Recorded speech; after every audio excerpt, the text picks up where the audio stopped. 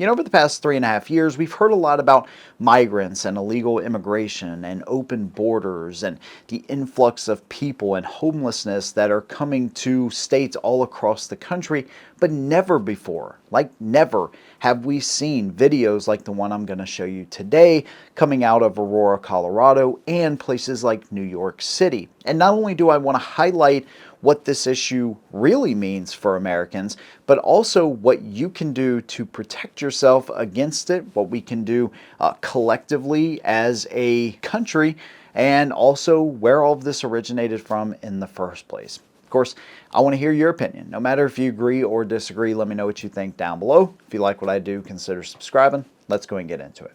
Now, the first thing I want to do is I want to talk about where all of this started in the first place, but let me show you the video in question. The video shows a group of men walking up a stairwell at the Edge Lowry apartment complex in Aurora. All of them appear to be carrying rifles and handguns, and the video shot earlier this month. One of the men can be seen talking on a cell phone. They all then gather around a door and go in. Another video clip shows men forcing a door open. The city nonprofits have lined up to help the migrants that have come here, but nobody is helping the American citizens, the residents that are trapped in these apartment complexes. Now, when we first saw this video, the police department in Aurora said, yeah, there's an influx of Venezuelan migrants, but we haven't heard of any kind of apartment complex takeover of any kind. But then the mayor came out and said, yeah, actually, this apartment complex has been taken over. And these guys are affiliated with the Tren De Aragua gang, essentially, that came out of Venezuela. Now, there's also a video I'm going to show you here in a minute out of New York City, which is equally as troubling. But that is the gang that we're primarily focused on. But where did all of this start? Well, the economic situation in Venezuela has pretty much taken a nosedive since President Nicolas Maduro has taken over. He basically took over when Hugo Chavez passed away. And he's been a very unpopular president, even so much so that it is claimed that he actually stole an election. So when he went up for re-election, 60 nations, including the United States, recognized Juan Guaido. I think I'm messing his name up, apologies. But anyways, they recognized Juan as the interim president. Well, Nicolas said, yeah, I'm not stepping down, and decided to stay in power. And he used their state's constitution to essentially stay in power and had them rewrite the Constitution as well. There's a lot of shady things going on in this country, but the economic situation is probably one of the worst. That's probably what started a lot of this, right? Because if people are making good money, if they're happy, then, you can overlook some things, but, when the economy takes a crap, that's when everything really goes down. And they depend highly upon oil exports. They actually have the biggest oil reserve in the world. I didn't know that. But 20% roughly of their GDP is based on oil. Well, when the price of oil went down, there were several years, 2016, I think 2014, they lost a lot of money because of that. They went from shipping 3 million barrels a day to like 300,000 a day. And then along with Maduro actually, stifling the press, putting further restrictions on them, extrajudicial killings of their citizens, people decided they wanted to get out of this country. So there's been like 7 million people from Venezuela that are seeking asylum here in the United States. But just like any form of illegal immigration, even if they are asylum seekers, you don't know who you're bringing into the country. You don't know if they agree with our morals, if they agree with our values. And then you put them out where Americans are living, and this is where a lot of the problem is. Now, also, there's places like New York. They didn't catch on to this issue for like 2 whole years, not realizing that gang members were literally infiltrating their cities. I think this is Act 2, which is out of this huge population of people that are coming to our city, there is going to be a percentage of them that are not here to pursue the American dream. They're here to pursue their own dream of being criminals. And that brings us to the video out of Aurora, Colorado. Now, it was interesting because when I watched this interview with a lady that actually lived in this apartment complex, she's an American, right? But she has decided that she has to get out of that apartment complex. But the way she was living while she was there, is even more terrifying, right? Not only does she have to pack up everything to leave for people that should not be here, but also the amount of security she had to go through just to feel safe in her house. You know, 4 or 5 locks. She has this door stop so her door doesn't get kicked down in the middle of the night. Every day when we come home, we have to do this. Every time we go outside to take out the garbage, every time we try to go to bed at night, we have to keep it like this so nobody can kick in the door. Now, you'll see a couple people on cell phones in this video. One kind of points to the door, and then he walks back down the stairs, and then he comes back up. And essentially what's happening is these gangs are extorting the residents for their money directly. Unfortunately, for the lady I just showed you, she had to move out of her place, but fortunately, she's able to do that. So what about the people that can't afford to do that? What about they can't afford to just get up and leave? What do? Well, if nobody steps in and takes this apartment complex back over and lays down the law, they're going to be paying these gang members because they have nowhere else to go.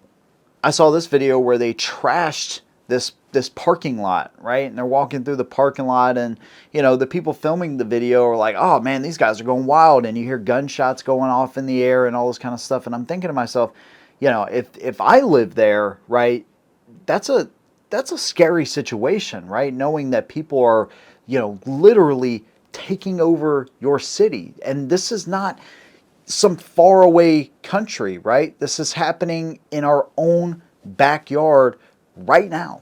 Yeah, they're tripping.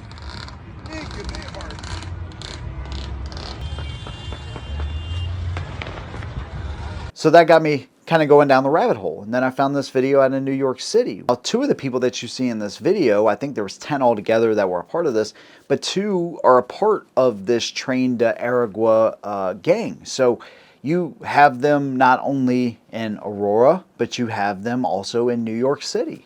And like I said, they openly admitted that, man, this has been going on. You know, this is like the second wave, right? Because we didn't know what we were looking for. We didn't know how to vet them. And now they know certain tattoos, like literally locomotive trains, that type of thing. I think 5 or maybe 5-pointed crowns, you know, things like that.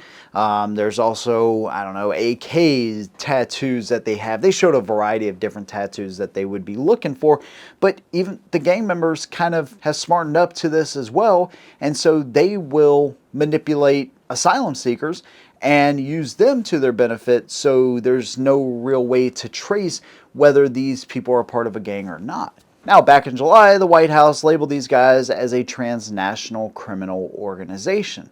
That's all well and good, but for the past 3.5 years, they've essentially had an open borders policy. And now, unfortunately, Americans are starting to see those real world results, or they have been seeing this. Unfortunately, this isn't something new. And I don't know if y'all remember what happened with MS-13 when Trump was in office, but he took a big stand against them. And I don't know if he eliminated them necessarily, but he did a lot to make sure that they were off the streets by targeting leaders and you know, taking care of them, right? And what's crazy is that one of these guys that was assaulting these police officers actually had been released on bail and then committed another crime. I think they were robbing a Macy's, you know, like $600 worth of stuff from Macy's. Then they sent him to Rikers Island. And what's so nuts is, like, if you or me were to do something like that, we would be arrested immediately. We would have to go through an entire process. And if we didn't show up, guess what? You got a bench warrant. But these people, they just release them back in. They don't even know who they're releasing. And this is, like I said, this is a huge part of the problem. So what can you do about it to even protect yourself? Well, first of all, the way you vote this November is going to be huge, right? I think I've made that very clear about who I think the best choice this November is. But another option that you have that is more readily available is to make sure that you are a concealed carrier. Make sure that you are getting the proper training and having a firearm on you at all times. Making sure you're getting a good, comfortable holster, right? But also having it readily available and knowing how to use it is so important. Here's another technique that this gang is using. They will actually have 2 of them that are on scooters, right? They will look for people that are on their phones, so they're distracted, and they will come up and snatch that phone out of your hand. They don't care if they knock you over any number of things, right? And they'll keep that phone open until they get back to their home base, wherever that may be, probably paid for by you and me. And then they will start stealing your information, transferring funds, buying stuff on your accounts. So obviously staying off your phone and being very vigilant, especially in places where this is happening more than others, but everybody, right? And when you're in a public place, staying off your phone, being aware of your surroundings, but having a firearm, no matter if you are a man or a woman, it is the perfect equalizer, right? And you have every right to that firearm. And that is something that I encourage every single one of my viewers. And you know, it's kind of interesting because I've always talked about firearms in kind of a review form, or what's the best gun, or what's this and that. And I have a lot of great information here on this channel. Now I'm applying that to actual real world scenarios. So hopefully you'll take a look at my channel if you haven't already. You'll be able to find a firearm that will fit your needs, or go to somebody that knows about this stuff. Get your practice in, make sure you get a good holster, make sure you get your permit or whatever you need to do, and make sure that you are carrying every single day, because there is no excuse for Americans to be displaced by anybody from another country at all. You have the right to be where you are, and you need to defend that right at all costs. And having a firearm on you is amongst one of the greatest rights we have in this country, so utilize it. There you go. That's my opinion. Let me know what you think down below. If you like what I do, consider subscribing. See you in the next one. And as always, hold them down.